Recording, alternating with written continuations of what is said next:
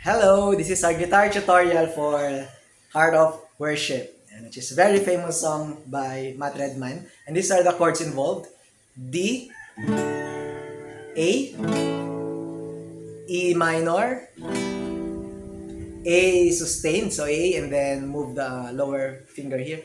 A sustained, and then D over F sharp. So D, lagyan natin ng bass na F sharp, and then D over F sharp. Okay, and then G, and optional, you can have A over C sharp. Okay, so it's A, power chords ng A, and then bass I C sharp. So this is it. Yan, tatlong string. Then the other are dead string. A over C sharp. But that's just optional. Okay? And then the song is, you can have the strumming pattern down, down, up, up, down, down. Okay? A very relaxing strumming pattern. And then you can also do plucking. Finger plucking, up to you. Okay? You can do plucking, strumming as long as it suits the timing. Alright? So, first line, letter D. When the music fades, and then A. All is stripped away, E minor, and I simply come. So A sus, 1, 2, 3, 4. Okay, so A sus 2 counts, and then A. Then let's just do it again. Longing just to bring, okay, something that's a word, E minor, that will bless your heart, A sus, and then A. Alright, pre-chorus, E minor. I'll bring you D over E F sharp, more than a song, and then A. Okay? So, pwede ring E minor, D, and A, it's fine. I'll bring you more than a song, it's fine. But I suggest F sharp, may lagyan ng D over F sharp para mas maganda yung feel nung sound nung guitar, right? So it's I'll bring you D over F sharp, more than a song, A, for a song in itself. Let's do it again. E minor is not what you have, D over F sharp, required, and A.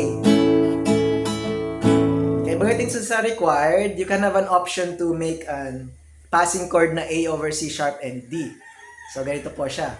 It's not what you have required, A over C sharp, D, and then E minor. You search much deeper within D over F sharp, and then A again.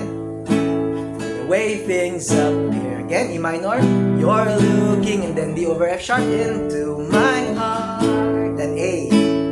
Then pasok na po ng chorus, D. I'm coming back to the heart, A, all the worship. If you like, you can also do it as A over C sharp. Okay, so D, I'm coming back to the heart of worship.